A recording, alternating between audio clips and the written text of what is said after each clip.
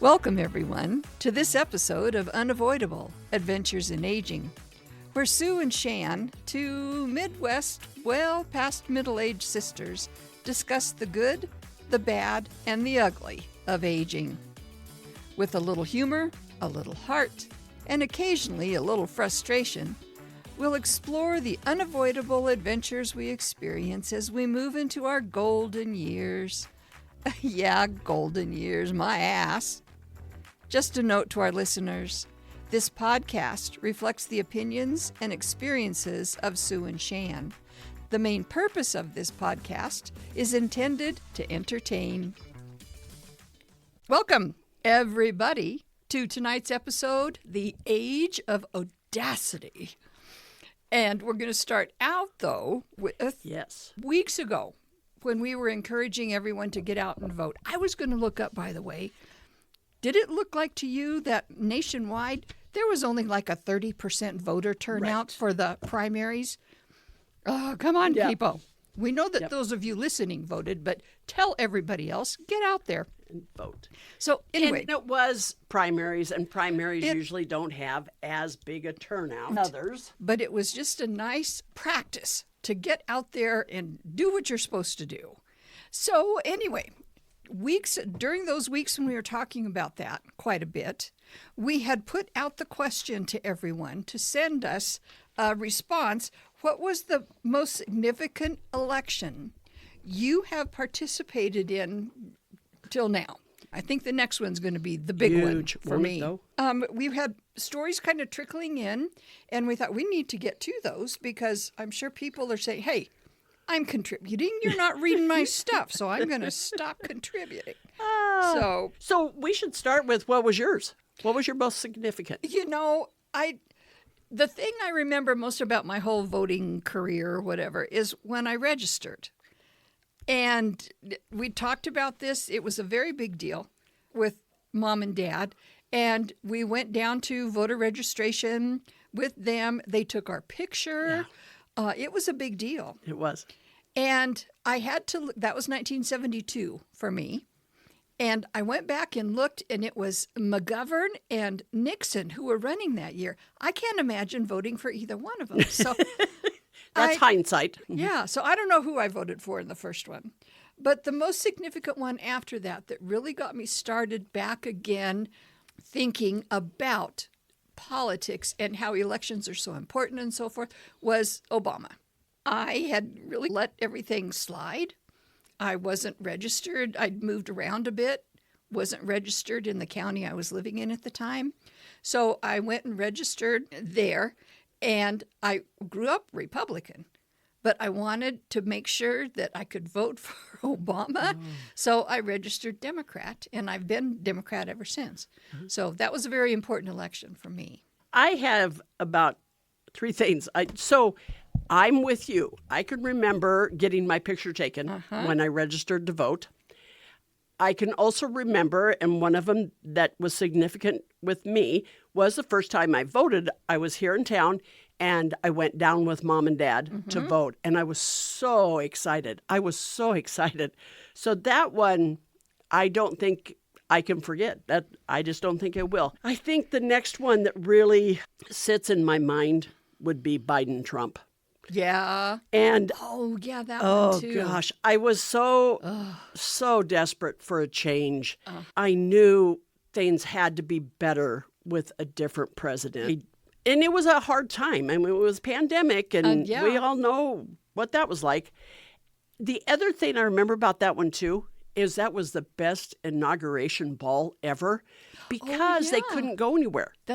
So it was all staged in the Oval Office, I believe, and it was different entertainers performing at different places. Oh, my God. It was so beautiful, and I should try to find it because it was so uplifting.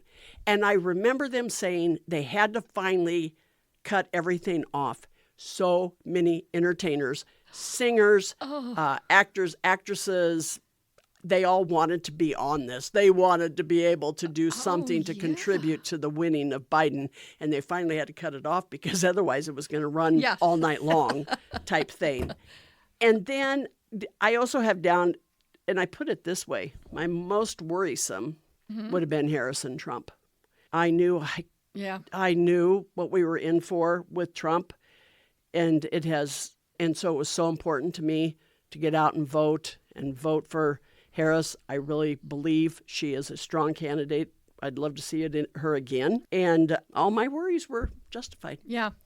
Because we were talking the other day about maybe planning a general election party, and you had kind of a bad taste in your mouth from the last one, so you weren't really thrilled about that. We've got time. We've got time. But boy, it gave me anxiety like none other because I had deep in my heart thinking this isn't going to come out like we all want it to. And the feeling that you had in your gut the next morning, just, yeah. you know, and around here I heard a couple people laughing about high school kids who didn't want to go to school because Trump had won and they thought they were overreacting.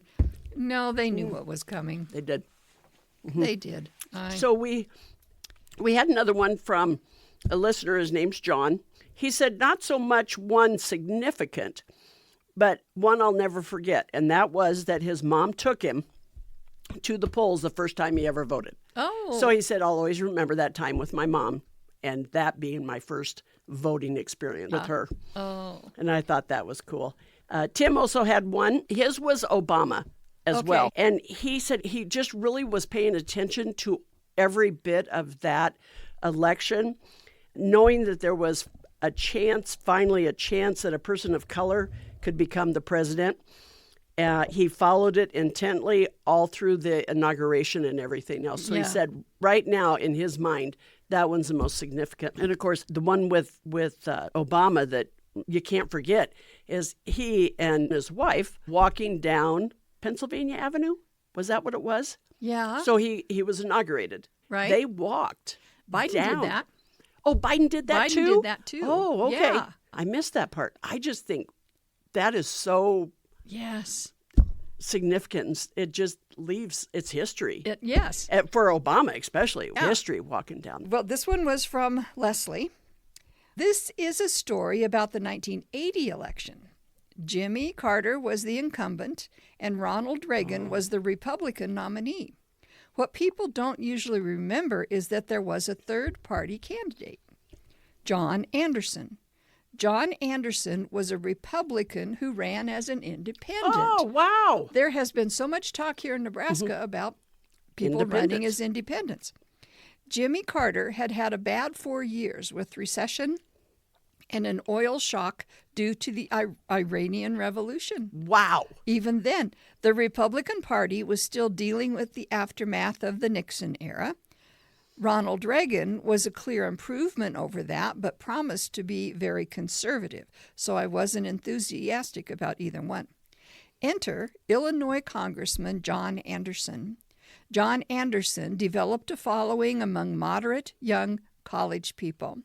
Oh. I definitely fit that profile, and I ended up voting for him. He didn't win, of course, and what I learned from that is voting for a third-party candidate is a lost cause. Yeah. You might feel good voting for your conscience, but in the end, you need to vote for somebody who can win. There are a lot of us in the middle of the political spectrum who get really frustrated with both parties, and especially now. People keep thinking that there will be some way for an independent candidate to win a presidential election, but they never really work out, and sometimes they can really ruin things. Ralph Nader probably cost Al Gore the election in 2000. And don't forget how George Wallace won 46 electoral votes in the 1968 election between him and Nixon and Humphrey. The plan was to throw the election into the House of Representatives, where Wallace could extract a price for his support. Probably the most successful third-party candidate was Ross Perot. Oh, sure. Remember Ross? And his graphs, yeah. His charts. Who ran in 1992 and again in 1996. He created a reform party that was active for a while but then faded away. Bottom line is, one way or another, we are stuck with the Democrats and Republicans as the two main functioning parties. And if you don't like them, you got to change them from the ground up. So much work to do. Thank you and amen, Leslie. Oh, Leslie, thank you. What a history lesson. I know. She puts a lot of thought into did. all of these things. Yeah. And I was going to say, she was the one who turned around my thinking as far as, because it was when Trump was running for Hillary, against Hillary. Mm-hmm. And we were somewhere, and I had told her, I don't like either one of them. I'm not going to vote for either one of them. She said, do not do that. She said, I'm telling you now, if everybody has that way of looking at things, you're going to wake up with Trump as your president. And I think that happened. But anyway, I got busy, and I voted for Hillary that year. And, it still didn't work out. You can't give up. That's so true. You got to vote. You got to vote for one or the other. That's right. Don't waste your vote. Exactly. And I think that was also my wake-up call, was that particular election. And that was when I thought, okay, from here on out, I got to be informed. Choose one. Right. Yeah. So our final one that we're going to talk about is from our good friend Ellen. She said, I've got a couple of election stories. The election that I was most excited about was when I cast my vote for Hillary Clinton in 2016. I even took a selfie in front of the Vote Here sign. I felt that this highly qualified woman would break the glass ceiling and serve as the first female president. She was not my favorite candidate in the primary, but I did appreciate her qualifications, especially given who her opponent was and his lack of good character, shown by bragging about assaulting women and failing to pay contractors. Alas, she did not win.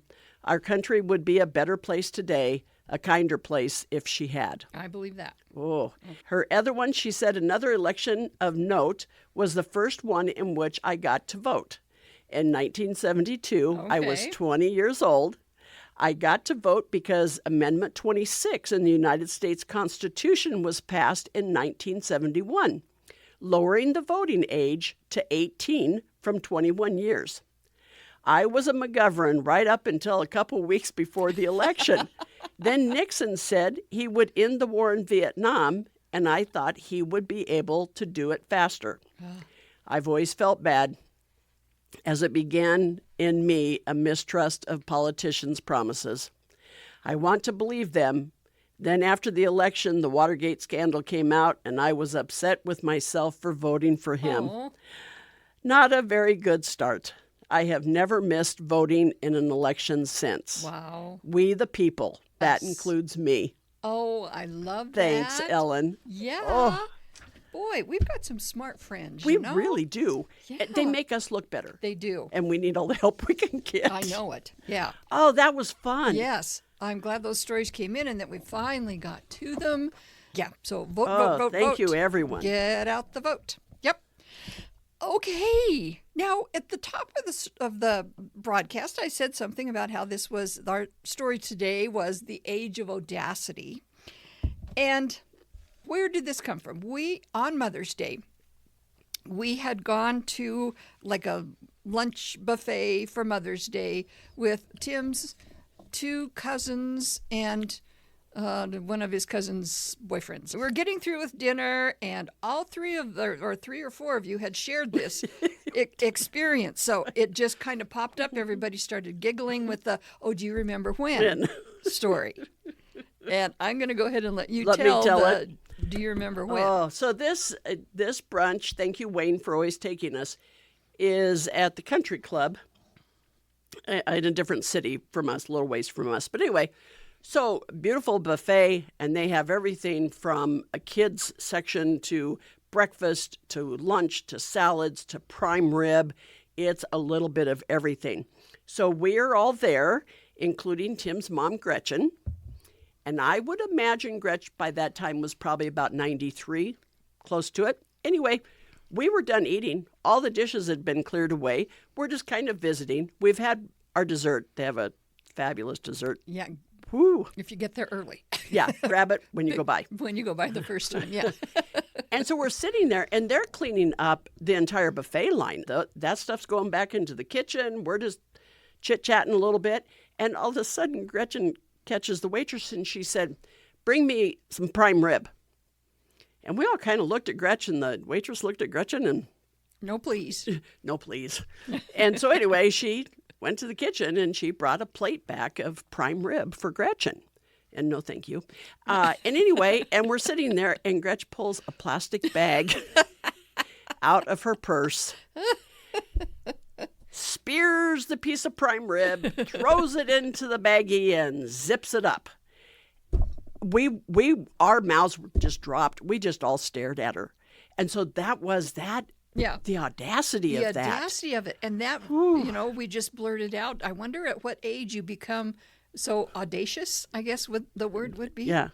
And so that kind of spurred on different conversations and so forth. And one of the things that we thought about is we really need to research this just a little bit. Instead of just saying our mothers were knucking futs and rude as hell, is this a thing? Why does it seem that older people seem to lose their filter? So I looked up just that. Why do older people seem to lose their filters? Right. And the articles titled that would come up. So, yes, there is a reason this happens. We're really quick to judge the older people for being like that. And, I can't believe it, and blah, blah, blah. But scold them. Yes. And so anyway, the three ideas or three reasons that showed up in at least three of these articles that I looked at. One is that, yes, your brain does actually change. It starts to shrink. Crap. I know. Why does that shrink, but everything else gets bigger? Yeah. The gravity pulls everything every which direction, guess so. but your brain, it just gets smaller. So our brains are in our butts now. That could be. Okay, that is a scientific reason. Okay. Right there. Right there. That just summed everything up for us. So we have to start thinking with our butts. Okay. So I wrote it down kind of word for word, but as people age, normal brain atrophy affects the frontal lobes, and the frontal lobes are responsible for inhibitory control and social cognition. Oh. Leading to a decline in their ability to filter what they say. This can result in older adults being more candid. It's a cute way to say it. That's a very nice, polite way to say it. Or inappropriate, which is a better way to say or it. Or knucking futs. But... in their comments. So it is actually a function of your brain that's happening. And because, too, in our discussing, we went off on this whole thing. Mom, we're sorry about the things we said, but giving examples of what she had done. It was just... Which did kind of bring up another discussion, which was, I don't think it works this way. If you were a person that was very assertive and said your mind and maybe expected a lot from everyone all of your life, would you continue down that road as you aged and just it become worse? I've heard of stories of an individual who was just as mild-mannered as she could be all of her life, and then all of a sudden, out of nowhere, she's speaking her mind and she's laying it on the table, and that everybody's a little shocked when they've known her. Every other word is the F word, and you're shocked. That's just where she is. When you had mentioned, too, though, about if you grew up like that, if that's who you were all the time, I think what changes is, yes, you're still very headstrong, saying the things you want, but when you're younger, you might be a little more aware of how the effect it's having on other people. And when you get older, you really don't. Yeah, it's true. They don't realize they're being insulting. They don't realize they're hurting your feelings. Whereas when you're younger and doing it, those people are doing it for control and power. Well, we said, too, I'm sure if you haven't heard this one, write it down. Oh, yes.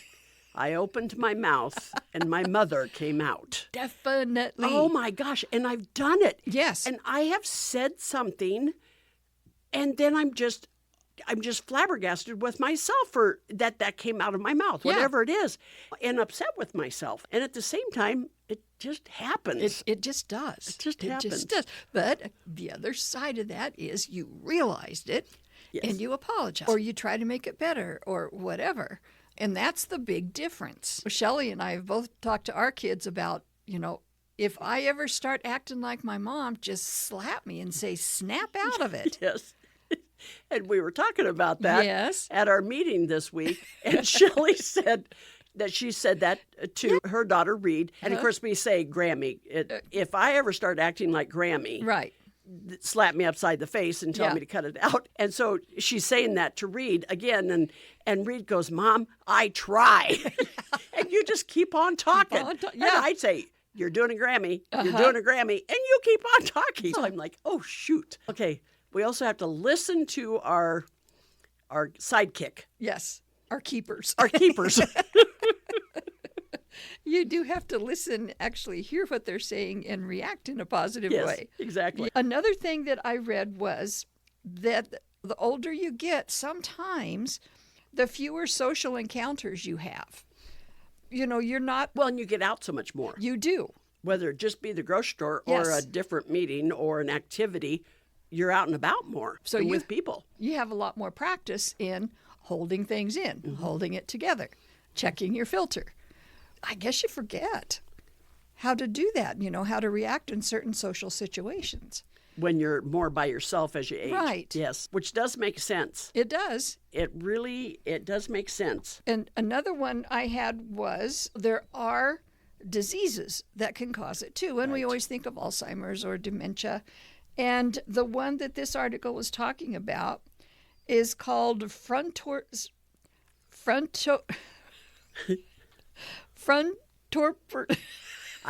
We got all day. It's the frontal part of your brain. There you go. And with that, you lose your inhibitions and you display socially inappropriate behavior.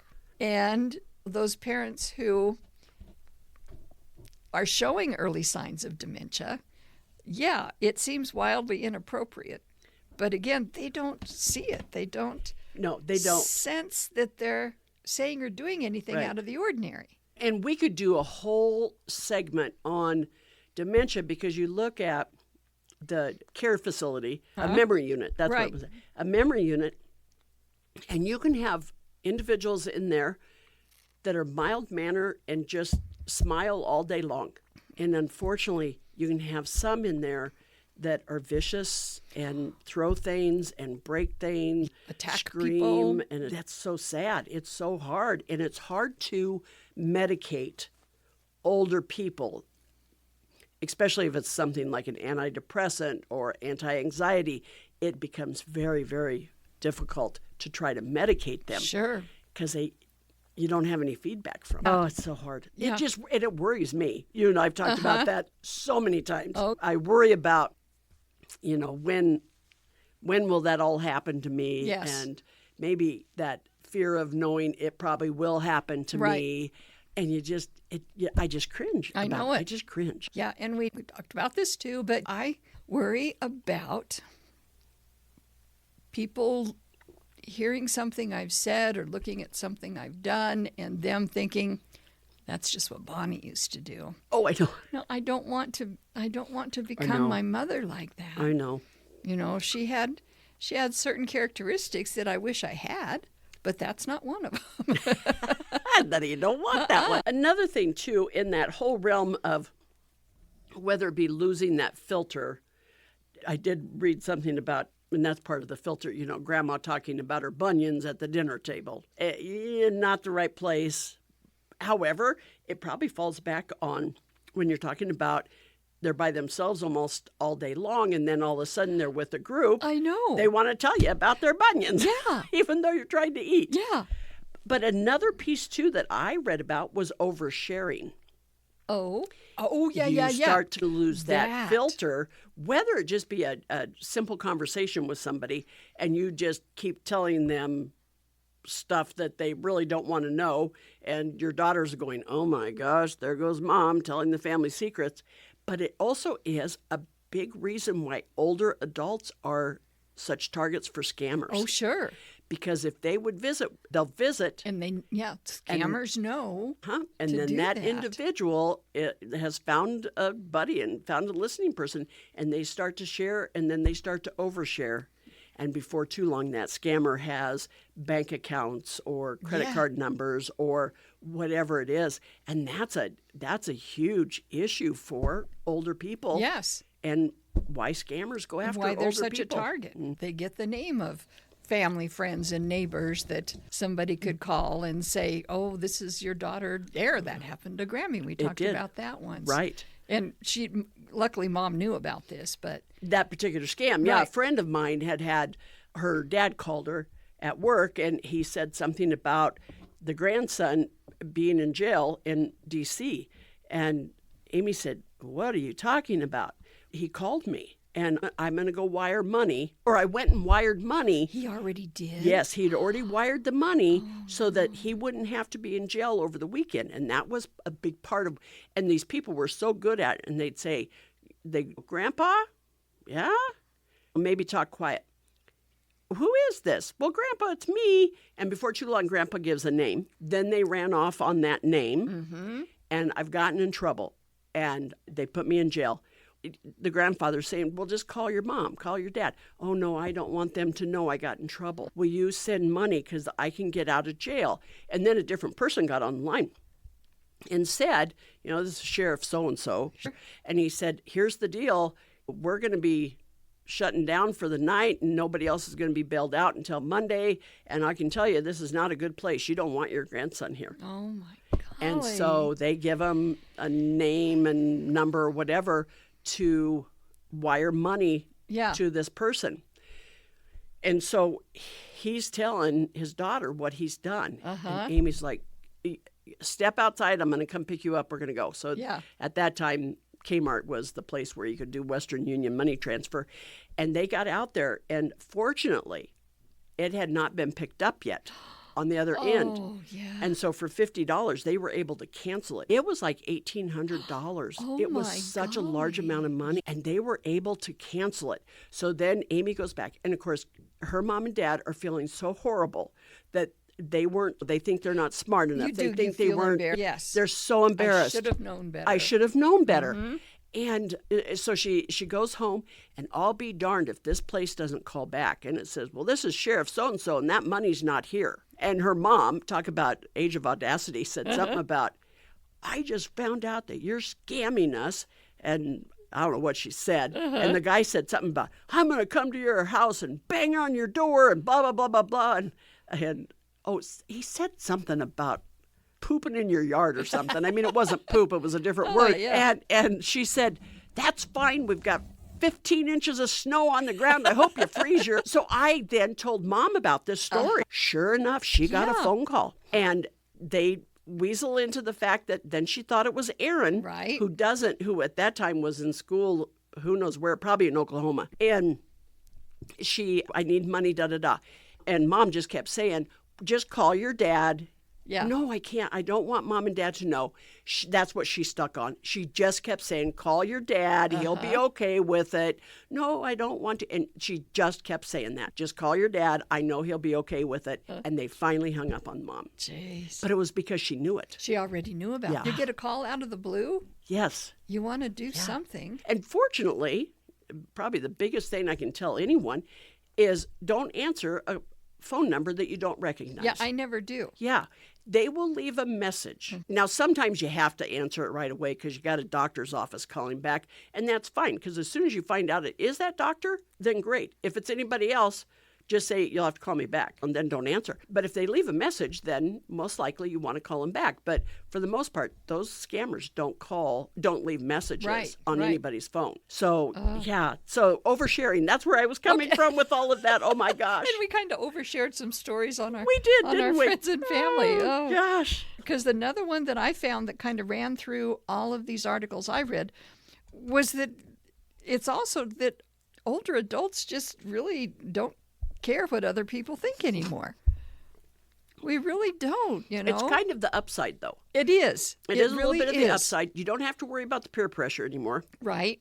You're comfortable with who you are. You're comfortable with your friends and your family. Yep.